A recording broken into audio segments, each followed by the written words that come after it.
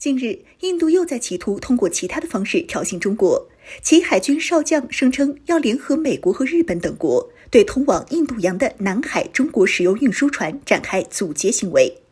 其目的就是为了斩断中国的海上运输线，但是却被我方军事专家一段话无情打脸。Hello， 大家好，欢迎收看本期迷彩虎，我是虎妞。近日，一部分印军高官针对目前中印局势和美国提出的印太战略提出了新的看法。他们认为，目前印度的总体经济相比中国差距太大，印度军队和中国军队的差距因为两国实力悬殊的军费相比差距更多，这就导致印度军队在一些现代化的武器装备上和中国差距很大，尤其是印度陆军最为严重。本来军费预算就少，其陆军装备的都是从国外购买五花八门的军用武器，坦克是从俄国购买的，火炮是从美国、韩国购买的，甚至连基层枪械都不能彻底的统一装备。在如此的悬殊之下，印度要在路上击败中国陆军，可能性基本不可能存在。所以目前的目标是加强海军和空军的实力，把中印的焦点从中印边境要转移到目前中国在印度洋的运输线。印方认为中国极度依赖国外运送的石油，这样才是对中国最有效的手段。印度智库成员之一，印度海军的退役少将梅农在印媒发表了一篇应对中国的文章。他在文章中认为，中国目前有个最大的弱点，就是特别依赖对于国外的石油进口。而这些中国购买的石油都是装载上轮船，要么从红海，要么从苏伊士运河出发返回中国，总是要经过印度洋的。他建议印度要和美国、日本、澳大利亚展开广泛的合作，用这些国家先进侦察技术监视所有范围内的中国舰船，范围不光是印度洋，甚至还要扩大到南海。这些举措会有力地提升印度海军的战斗能力。将来一旦和中国发生冲突，就可以迅速地切断中国海上运输交通线，给中国造成无可挽回的损失。不过以目前的海军军事实力来讲，应对中国有点费劲儿，但是现在到了必须进行军事改革的时候了。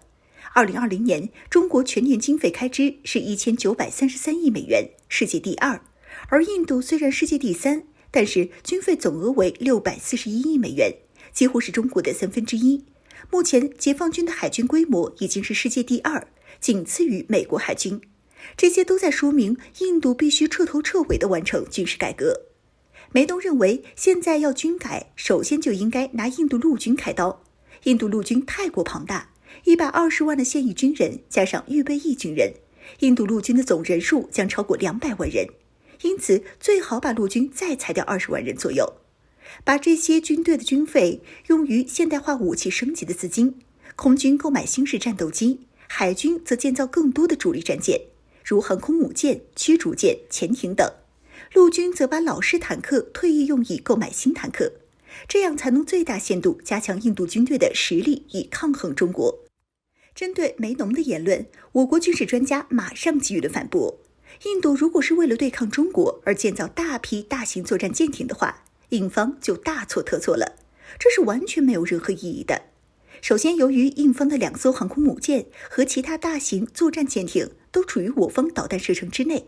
而印度如果要执意在南海或是印度洋挑起冲突，中国火箭军的 DF-21D ASBM 完全可以凭借卫星的侦察定位，确定并且跟踪印度航空母舰位置，发射 DF-21D ASBM 对其进行毁灭性打击。而印度目前是没有反 ASBM 能力的。如果印度航母被击沉，那么其旁边的驱逐舰等作战舰艇将失去空中掩护，成为我空军轰 6K 战略轰炸机美味的甜点。在如此立体打击下，印度海军作战部队将全军覆没。